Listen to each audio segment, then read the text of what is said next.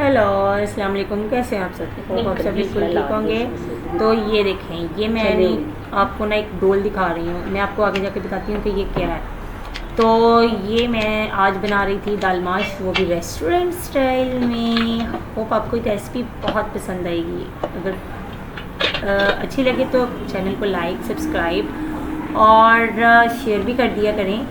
तो यहाँ पर मैं ना दाल को अलग बॉईल करूँगी। आपको दाल इस रेसिपी में मैं आपको बता रही हूँ कि दाल जो है ना वो आपने 2 घंटा या घंटा पहले भिगोने की ज़रूरत नहीं है। अगर आपने झट बट बनानी है ना दाल के मेहमान बैठे हुए हैं या कोई घर में खाने के लिए बैठा हुआ है, तो आपने फटाफट से दाल को जो है ना धो के अच्छी तरह से वॉश करके ना आपने फुल, तो आपने उसको ना चूल्हे के ऊपर चढ़ा देना। पानी डाल के ना इतना पानी डालना है कि दाल जितनी दाल है ना उससे ऊपर उतना ही ज़्यादा पानी होना चाहिए।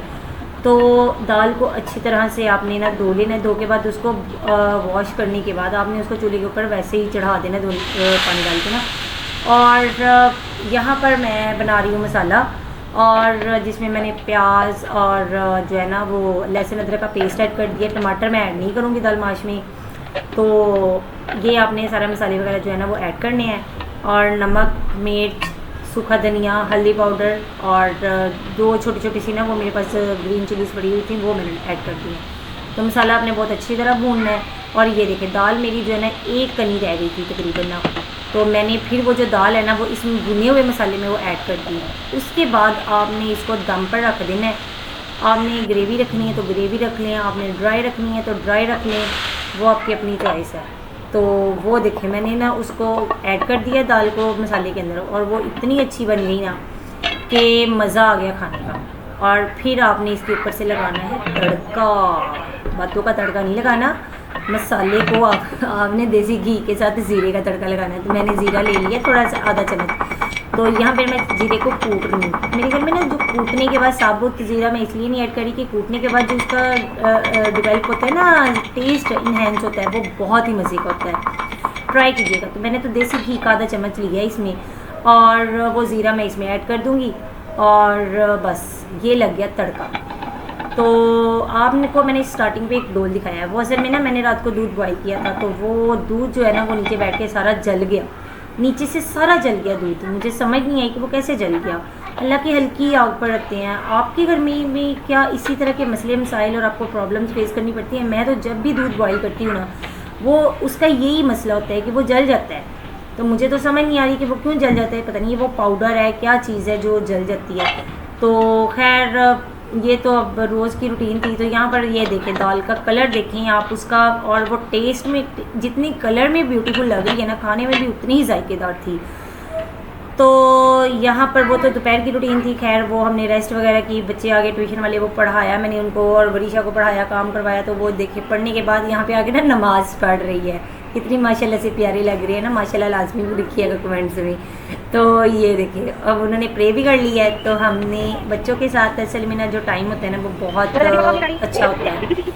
तो जो हम बच्चों के साथ टाइम स्पेंड करते हैं ना वो क्वालिटी टाइम होता है हमारे लिए। तो मैं तो बहुत इंजॉय करती हूँ। तो यहाँ पर हमने बच्चों ने ना चलानी थी साइकिल, तो मैं उनको ना गली में ले बाहर ना, तो रात को ना अक्सर उनको ना मैं इसी तरह वो बिल्कुल जिद करती है कि मैंने साइकिल चलानी। उसने असल में ना नई साइकिल चलाना सीखी है, तो उसके लिए ना मैं फिर आ जाती हूँ। तो वो बड़े शौक से साइकिल चलाती है और उसको बहुत शौक है। वो सास है, वो अपनी गाड़ी चला रहा है और खूब जो है ना वो इंजॉय करता है। वो तो फुल ऑफ जो है ना इंजॉय करता है। तो वो लड़का है ना, तो वो बाइकें जहाँ पे आती हैं वरीशा तो रुक जाती है, स्टॉप हो जाती है, लेकिन जैद जो है ना वो नहीं होता। तो यहाँ पर मुझे आंटी ने दी थी लोग बातें खाने के लिए, कह रही थी खा लो, खट्टी है, तुम तो खा लेती हो लेकिन हमें नहीं अच्छी लगती। तो सासू माँ मेरी ना, तो ये देखे थी, वो भी देख रही थी कि ये कर क्या रही हैं। और वो खैर ये तो बहुत ही मज़े का टाइम होता है। तो जिस टाइम पे आप बच्चों को लेके खेलते हैं, एंजॉय करते हैं, तो ये नाज़ैद साहब जो है ना वो दादू के साथ बातें कर रहे हैं और कैसा लग रहा है ये मेरा छोटा सा क्यूट सा बेबी माशाल्लाह से टिंड के साथ। ये टिंड उसकी मैंने घर में की थी। तो ये देखिए हमने फिर वहाँ से वापसी अब वो बच्चों से ना जीजियाँ खाने का टाइम आ गया था, तो उनको तो जीजी लेके दी थी, तो साथ में भी टोंगे मारी जा रही थी ना चीजियों में से। तो खैर बच्चों ने चीज़ें फिनिश की अपनी सारी, फिर इनको मैंने मीनू करवाई, और करवाने के बाद मैं दोबारा किचन में गई और फिर मैंने बनानी थी रोटी रात के लिए। तो रोटी बनाई। रोटी असल में मेरी बहुत अच्छी बनती है, क्योंकि मेरे ना अब्बू को मेरे हाथ की रोटी बहुत अच्छी लगती थी। वो कहते थे कि मैं बहुत अच्छी सॉफ्ट और पतली रोटी बनाती हूँ। वो ना असल में पतली रोटी खाने की आदत थी, तो मेरी तो रोटी शुरू से मुझे हाथ पे बनाने की आदत थी। अब जाके मैंने बेलना यूज़ करना शुरू किया, लेकिन शादी से पहले तो हम लोग हाथ पे बनाते थे। अम्मी ने आदत ही हाथ पर डाली थी। तो अब शादी के बाद जो कि यहाँ पर बेलना यूज़ करते थे, तो मैंने भी फिर यूज़ करना शुरू कर दिया। वो ऐसी आदत पड़ी है, ऐसी लाता पड़ी है ना कि हूँ तो छुटता ही नहीं पाया, और अब हाथ से बनाना भी भूल गई हूँ। खैर मैं थोड़ी सी रोटी बनाती हूँ, बाकी सारी मैं हाथ पर ही बेलता उसको ना बड़ा कर देती हूँ, तो इसलिए ये रोटी बड़ी भी हो जाती है और पतली भी हो जाती है। तो अपने लिए रोटी बनानी थी और अपने हस्बैंड के लिए बनानी थी, क्योंकि बच्चे तो सो चुके थे और उनको खाना खिला के मैं पहले ही सुला चुकी हूँ, क्योंकि वरीशा ने जाना था स्कूल। और फिर बच्चे ना सुबह, बच्चे आपको पता है ना कि बच्चे सुबह स्कूल जाने के लिए कितना तंग करते हैं, उनसे हिला ही नहीं जाता। और मेरी गुड़िया तो कहती है मामा मेरी आइज़ बंद हो रही हैं, मेरी से आँखें नहीं, मेरी आइज़ खुल ही नहीं रही हैं, क्या करूँ। तो बस यही प्रॉब्लम होती है। तो फिर मैं ना, मेरी कोशिश होती है कि बस 8-9 बजे तक ना सो जाएँ जल्दी ना। तो यहाँ पर आटा जो कि वो थोड़ा सा रह गया था, तो मैंने उसकी एक गुलड़ी सी रोटी बना ली है। देखिए बच्चे तो सो चुके हुए थे और खाना शाना खाया मैंने। खाना शाना खाने के बाद फिर मैं आई किचन में वापस, और बर्तन थे पड़े हुए, ढेर सारे बर्तन थे। तो मैंने यहाँ पर ना पतीली भी धोनी थी, तो सोचा आपको भी बताती हूँ कि मैं काला तेल यूज़ कैसे करती हूँ। आप भी यूज़ करती होंगी, वो छुपे रुस्सा ना सारी दुनिया नहीं पता कि काला तेल की होता है। तो खैर यहाँ पर ना बर्तन, वो मैंने काला तेल जो है ना वो पतीली, अच्छा पतीली जितनी मर्ज़ी गंदी हो, आपने उसके साथ उसको ना थोड़ा सा काला तेल लगा के ना अपने साइड पर रख देना है। और उसके बाद बाकी बर्तन धोने के बाद अपने उस पतीली को एंड पे धोना है। देखिएगा कितनी जल्दी वो साफ़ होती है, कितनी जल्दी वो जो है ना वो मांजने की, रगड़ने की, बाजू थकाने की भी ज़रूरत ही नहीं पड़ती। तो यहाँ पर उसी स्पंज के साथ मैंने ना सारे बर्तन धो लिए थे पूरे। ये जितना मेरा बेसन भरा हुआ है ना, सारे बर्तन मैंने धो लिए थे। तो ये देखें जी, मैं आप दिखा रही हूँ कि उसकी झाग देखें आप, वो भी एक स्पंज में मैंने कोई लोशन और नहीं लगाया, कोई चीज़ नहीं लगाई, तो वही एक स्पंज है और अभी तक उसमें कितना सारा वो झाग है उसकी ना। तो खैर यहाँ पर मैंने सारे बर्तनों को दोबारा से अच्छी तरह से जो रह गए थे, मैं तो भांडे लब के जड़े ना धोनी है इकट्ठे कर करके। बच्चे हैं ना, कभी घर के उस कोने में, कभी वहाँ, कभी कहाँ फेंक देते हैं, तो लबने पड़ते हैं।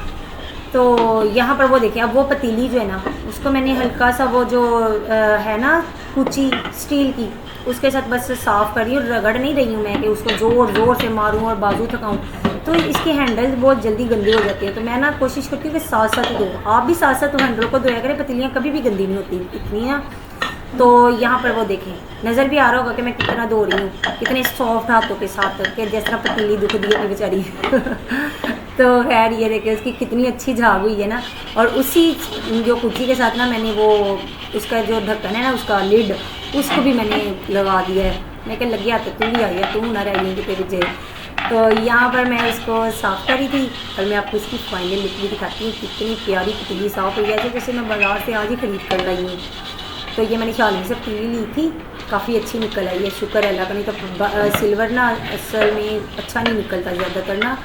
तो ये थी सोनिक्स की पतीली थी और खैर बहुत, ये देखें कैसी लुक निकली है ना, जैसे मैं अभी बाज़ार से नहीं खरीद के लाई हूँ। बर्तन शर्तन धो के सारा किचन क्लियर करने के बाद मैं डोल ना लेके गई थी ऊपर बर्फ़ वाले, तो बर्फ़ डाली कूलर में और फिर उनको वापस जो है ना वो मैंने रखना था फ्रिज में भर के। तो मैंने कहा कि ये भी रखा हूँ, फिर सुबह हम क्या करेंगे। तो यहाँ पर मैं भरनी भर के रखने लगी हूँ फ्रिज में। तो आपको आज का व्लॉग कैसा लगा, होप आपने एंजॉय किया होगा।